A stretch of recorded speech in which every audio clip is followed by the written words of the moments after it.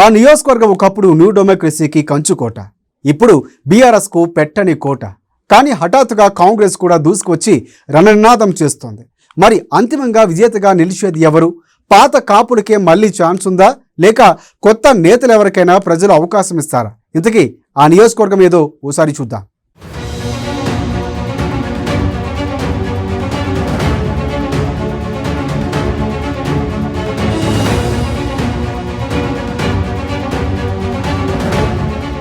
అనేక ఉద్యమాలకు care of address, Singareni బొగ్గుగనుల పుట్టిల్లు ఇల్లందు. న్యూ డెమోక్రసీ పార్టీకి ఇది ఒకప్పటి కంచుకోట.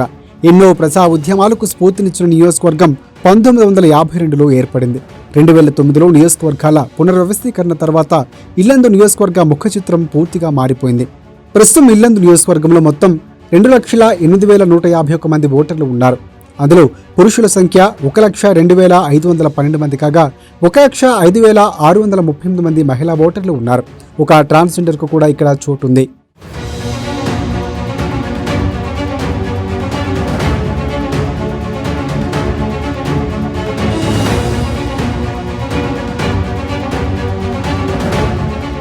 ఇక ఇల్లందు నియోజకవర్గం 1952లో ఏర్పడి 1952 నుంచి 1957 వరకు ద్విసభ్య నియోజకవర్గంగా కొనసాగింది.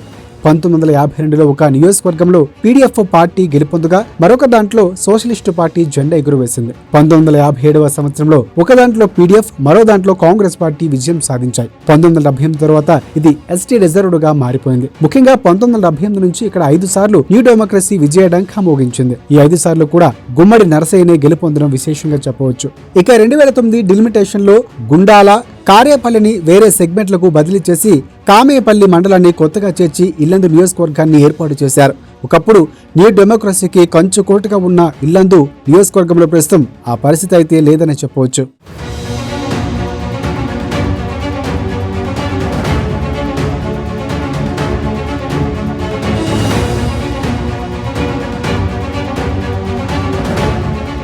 ఇల్లందు నియోజకవర్గంలో 1952 నుంచి ఇప్పటి వరకు వామపక్షాలు 8 సార్లు, కాంగ్రెస్ 5 సార్లు, టీడీపీ 1 సారి గెలుపొందాయి.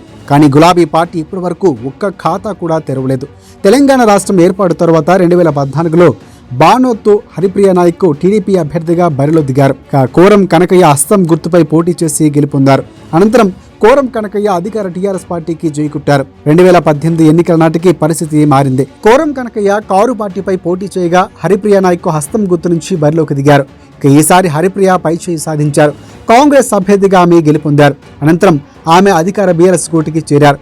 గులాబీ పార్టీ నుంచి పోటీ చేసి ఓడిపోయిన కోరం కనకయ్య జడ్పీ చైర్మన్ అయ్యారు. ఇక అప్పట్లో కాంగ్రెస్ నుంచి ఎమ్మెల్యేగా విజయం సాధించిన హరిప్రియ ఈసారి గులాబీ పార్టీ నుంచి పోటీకి సిద్ధంగా ఉన్నారు. ఈ మధ్య కొంతకాలం కోరం, హరిప్రియ ఇద్దరు ఒకే పార్టీలో ఉండడంతో ఇద్దరి మధ్య వర్గపోరు ప్రారంభమైంది. కానీ ఇటీవల పొంగులేటి శ్రీనివాసరెడ్డి గ్రూపులోకి కోరం కనకయ్య వెళ్లిపోవడంతో వచ్చే ఎన్నికల్లో అభ్యర్థులపై ఓ క్లారిటీ వచ్చేసింది. బీఆర్ఎస్ నుంచి హరిప్రియ నాయక్, కాంగ్రెస్ నుంచి కోరం కనకయ్య పోటీ చేయడం ఇప్పుడు ఖాయంగా కనిపిస్తోంది.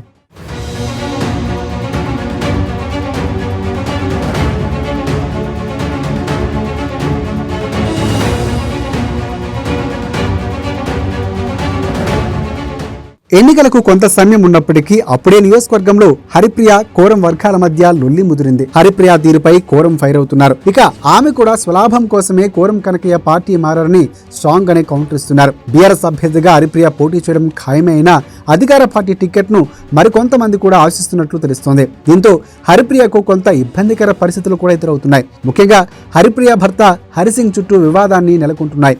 పదవులు ఎరచూపి నయానో భయానో కొంతమందిని ఆయన బలవంతంగా తన వర్గంలో చేర్చుకుంటున్నారన్న విమర్శలు కూడా వస్తున్నాయి. షాడో ఎమ్మెల్యేగా వ్యవహరిస్తూ ప్రతి పనిలో ఆయన జోక్యం చేసుకుంటున్నారని ఆ పార్టీ క్యాడరే గుసగుసలాడుతున్నారు. ఇది అసమ్మతికి దారి తీస్తుందన్న చర్చ కూడా నడుస్తోంది. అంతేకాదు అధికార పార్టీని అడ్డం పెట్టుకుని హరిసింగ్ భారీగా అక్రమాస్తులు సంపాదించారన్న ఆరోపణలు వెలువెత్తుతున్నాయి. ఆయనకు వ్యతిరేకంగా మాట్లాడితే చాలు కేసులు పెట్టించి కక్షాపూరితంగా వ్యవహరిస్తున్నారన్న విమర్శలు కూడా ఇప్పుడు వినిపిస్తున్నాయి.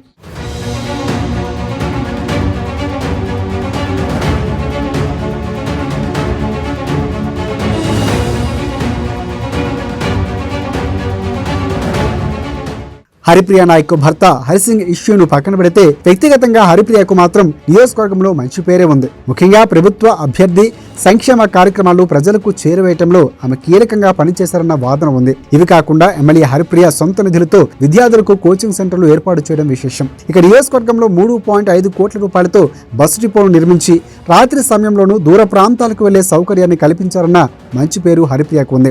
రోడ్లు, మౌలిక సదుపాయాల కల్పనలోనూ ఎమ్మెల్యే మేడం ముఖ్య పాత్ర వహించారని కూడా జనం చెప్పుకుంటున్నారు. ఇవన్నీ ఆమెకు కలిసొచ్చే అంశాలే. బీఆర్ఎస్ లో అసమ్మతిని చల్లార్చి భర్త హరిసింగ్ ఇష్యూని ఇక కాస్త కంట్రోల్ చేయగలిగితే ఆమెకు మంచి అవకాశాలే ఉంటాయన్న వాదన కూడా వినిపిస్తోంది.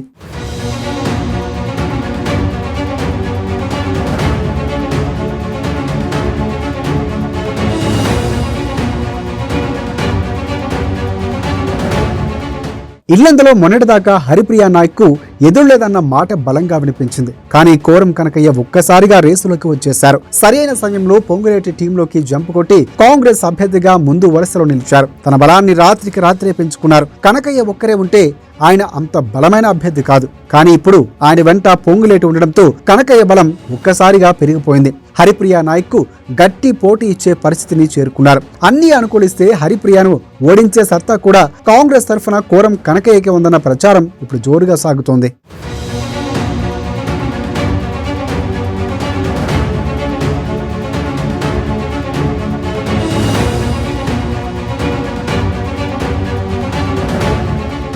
బీఆర్ఎస్ కాంగ్రెస్ ను పక్కన పెడితే ఒకప్పుడు నియోజకవర్గంలో బలంగా ఉన్న న్యూ డెమోక్రసీ వర్గాలుగా చీలిపోయింది. ఆ పార్టీ 3 వర్గాలుగా చీలిపోవడంతో పూర్తిగా బలహీనపడింది. ఎవరికి టికెట్ వచ్చినా మరో వర్గం వ్యతిరేకంగా పనిచేయడం ఖాయంగా కనిపిస్తోంది. దీంతో ఆ పార్టీకి గెలుపు అవకాశాలు దాదాపుగా లేవనే వాదన బలంగా వినిపిస్తోంది.